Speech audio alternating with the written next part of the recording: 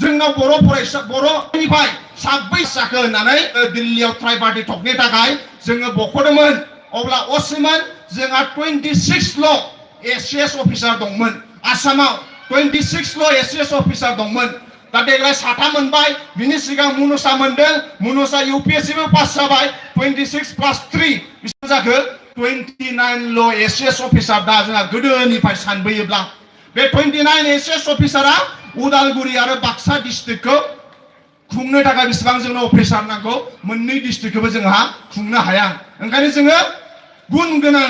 जे जों vibrant society बोरै जागोन जोंनि बर' फरायसाफ्रा जाहाथे नोंसोर कुइसन सोंथार रोङैखौ नोंसोरो कुइसन सोंथार आरो सोलोंनो लुबैनायखौ नोंसोर खालामथार रिडार आरो एलवेज लिडार आं दुलाराय बर' फरायसा आफादनि मावथिफोरखौबो बुंदों लेखा फरायनाय हुदाखौ बारायथार होननानै दा सारमोनहा जेला जोंनि अफिसाव थाङो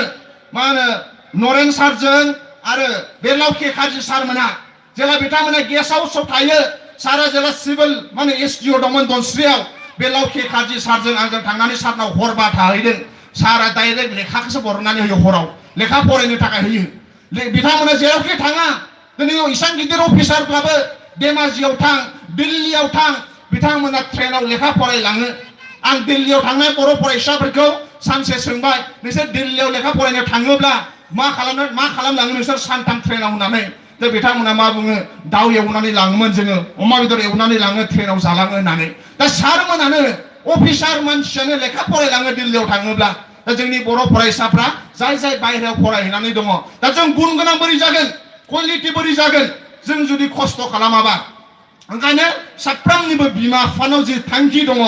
जे बजेन्द्र कुमार सारा बेखौनो बुंदों बर'नि सुबुं अनजिमाया बांदों नाथाय मानसिया खम जादोंनो दा मानसि माने मा जे बिमा बिफाया बुङो आंनि फिसा हौवाया जेबो जायाब्लाबो जाबाय मानसि जाब्लानो जाबाय आंनि फिसा हिनजावखौ आं मानसि खालामथारगोन आंनि फिसा हौवाखौ आं मानसि खालामथारगोन दा बै मानसिखौनो जों दुलाराय बर' फरायसा आफादा दानो नागिरदों ओंखायनो जाय बिमा बिफानाव जि थांखि दङ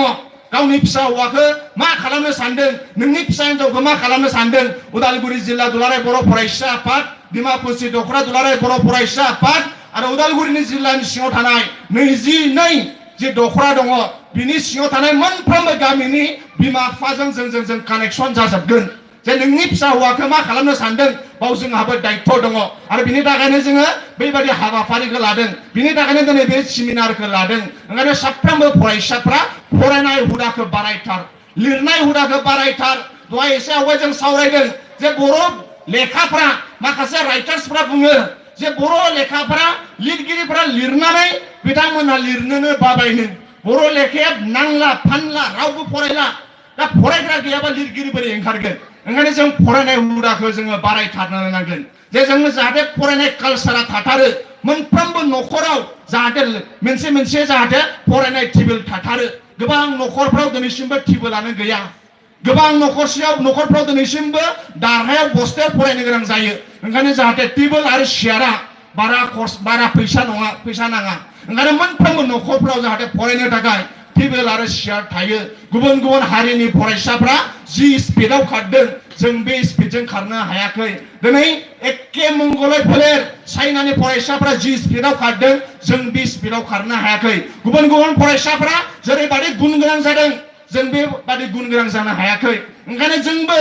जों मानि भारतनि दिनै लिटारेसि रेटआ 74 आसामनि लिटारेसि रेटआ 73 बर'नि लिटारेसि रेटआ 43 बर'फ्रा बेसे जौखोन्दो लेखा गोरों 43 जौखोन्दोल' जों लेखा गोरों ओंखायनो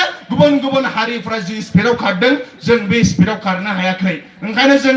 जोंनि बर' फरायसाफ्रा फरायनायखौ जों जाहाथे लाथारनो नांगोन जाहाथे जों मोनफ्रोमबो गामियाव क्लाबनि खोथाखौ जों सावरायबाय थादों जे मोनफ्रोमबो गामियाव जाहाथे क्लाब थाथारो लाइब्रेरि थाथारो निउस पेपारा सहैथारो इन्टारनेटआ जाहाथे सहैथारो बिनि थाखायबो जोङो दुलाराय बर' फरायसाफोरा जों नाजागासिनो दङ ओंखायनो जों जेरैखि जाया गुन गोनां जोंनि बर' फरायसाफोरखौ जों खालामथारनांगोन साफ्रोमबो फरायसाफोरखौ मोजां मानसि जानो थाखाय खावलायबाय मोजां आरो गाज्रि बे नोंनिसो खोथा नों मोजां जानो होनबा मोजां जानो हायो गाज्रि जानो होनबा गाज्रि जानो हायो दा मोजां जागोन ना गाज्रि जागोन साफ्रोमबो फरायसा बेखौ सान नों मोजांखौ मावनांगौ ना गाज्रिखौ मावनांगौ माखौ मावगोन माखौ मावा जोंबो दिनैसिमबो गावखौ मोजां खालामनो थाखाय जोंबो सत बांसा लाबाय थायो जेरैखि जाया मोजां मानसि जागोन आं गाज्रि खामानि मावा जोंनि दुलाराय बर' फरायसा आफादनि आफादगिरि प्रमद बर'आनो बिथाङा सानफ्रामबो सत बांसा जायो फुङाव सिखारोब्ला आं मोजां खामानिखौसो मावगोन आं माब्लाबाबो गाज्रि खामानि मावा होननानै ओंखायनो साफ्रोमबो फरायसाया माखौ मावनांगौ माखौ मावनाङा माखौ जानांगौ माखौ जानाङा माखौ लोंनांगौ माखौ लोंनाङा फारसेथिं मावनांगौखौ लिरजोब फारसेथिं मावनाङैखौ लिर नों माखौ मावनांगौ माखौ मावनाङा सोरजों लोगो जानांगौ सोरजों लोगो जानाङा माखौ नायनांगौ माखौ नायनाङा टिभि नायनाय हुदाखौ गारथार जोङो जेलानाखि धेमाजि डिस्ट्रिक्टआ मेट्रिकआव पास जाबाय धेमाजिनि मिसिं लिडारफोरखौ लेंहरनानै जोंनि कमल कुमार देरहासार बान्था बरायनायाव देग्लायनियाव जोङो मिसिं लिडारफोराव सोंबाय आपनालोके डिस्ट्रिक्ट प्रथम माने बोसोरफ्रामबो प्रत्येक बছরে যে धेमाजि डिस्ट्रिक्टে কিয় प्रथम स्थान पाয় मानो धेमाजि डिस्ट्रिक्टआ बोसोरफ्रामबो मेट्रिकआव बयनिफ्राय गोजौआव थायो मालाबा क'क्राझारा जोंना लास्ट मालाबा चिराङा लास्ट मालाबा उदालगुरिया लास्ट जों जेला सोंबाय मिसिं लिडारफ्रा बुंदों जे गावसिनाव बे न'खर न'खर टिभि गैया दिनै बिथांमोना न'खरसेयावनो ज' थाजोबो बिथांमोना न'खरसेयावनो ज' थायो दा ओंखायनो बिथांमोना न'खरसेयावनो ज' थायोब्ला बिथांमोना बुंदों बिथांमोना एसे देरोबा जोंना बर' न'खरफ्राव ओरैनो मोजां नाथाय आं गोबां बिमा बिफाजों सावरायदों जे दिनै गथ'फोरखौ मानो कन्ट्रल खालामनो हाला दिनै मानो गथ'फोरखौ गुन गोनां खालामनो हाला दिनै गथ'फोरखौ मानो बिमा बिफाया गावनि खोथाखौ लाहोनो हाला अब्ला गोबां न'खरफोरावनो जों एसे देरबाथाय फिसा हौवाया 15 बोसोर 13 बोसोर जायोब्लानो जोङो आलदा बिनो थाखाय न' आलदा बिनो थाखाय मोनसे मा होनो रुम आगारनो होनो गोनां जायो जेला बिमा बिफाया गुबुन मोनसे न'आव थागोन एखे बाउन्ड्रि सिङावनो फिसा हिन्जाव फिसा हौवाया बे 15-16 बैसोनि गथ'फ्रा आलदा न'आव थागोन दा बै हराव फन रायज्लायना लेखा फरायो अबा थाङो सोरजों रायज्लायदों सोरजों लोगो जाया बाव जोङो जेननो गोनां जादों ओंखायनो जाहाथे साफ्रोमबो बिमा बिफायाबो गावनि फिसा हौवा फिसा हिन्जावखौ गुन गोनां खालामनांगौब्ला जाहाथे हमथा जाहाथे मा मावदों मा मावा बे जाहाथे थायो मानो होनबा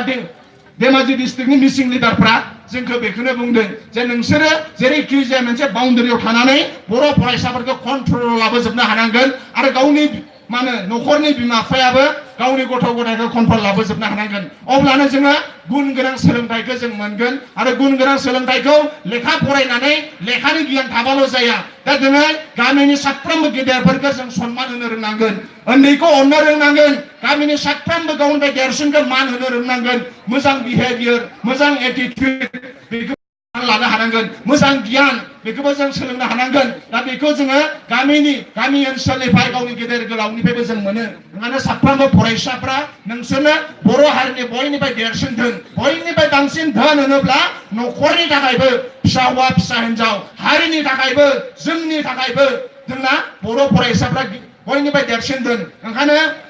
जे जोंनि बर' फरायसाफ्रा भारतनि बयनिफ्राय गोजौ इउनिभारसिटियाव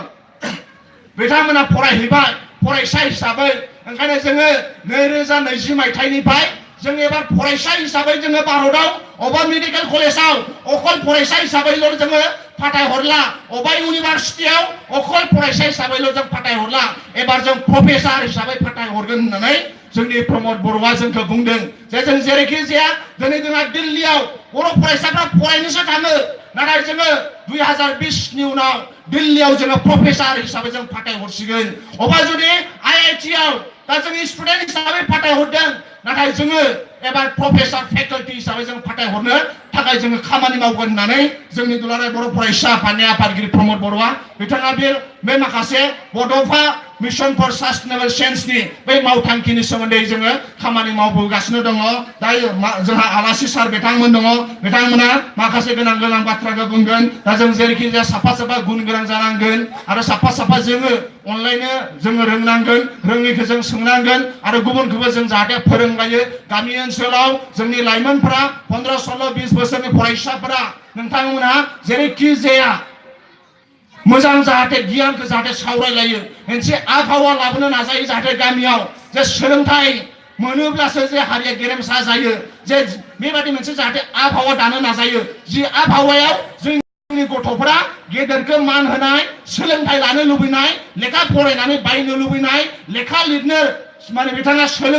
सोलोंनाय आरो जेरैखि जाया बिथाङा जाहाथे मानसि मोजां जानो लुबैनाय बेबादि आबहावाखौ जों जाहाथे दानानै लानो हायो बेनि थाखाय जोङो खामानि मावगोन थ' आं बारा गोलाव बुंनाय नंला 44 एनुवेल कनफारेन्स उदालगुरि जिल्ला दुलाराय बर' फरायसा आफादा डिमाकुसिनि बे जेम्स बेंक आपेल गेलेग्रा फोथाराव बे दिनै फैयै फैयै नैथि सान आरो बे नैथि सानावनो सावराय मेल जि लादों सोलोंथाइनि सायाव आरो बेखौ दुलाराय बर' फरायसा आफादनि लेङाइ आफादगिरि रमिय' पि नार्जारि सार बिथांखौ हांख्रायदोंमोन नाथाय बिथाङा फैयासै बिनि जायगायाव फैनानै जे बेखिनि बाथ्राखौ बुंनानैनो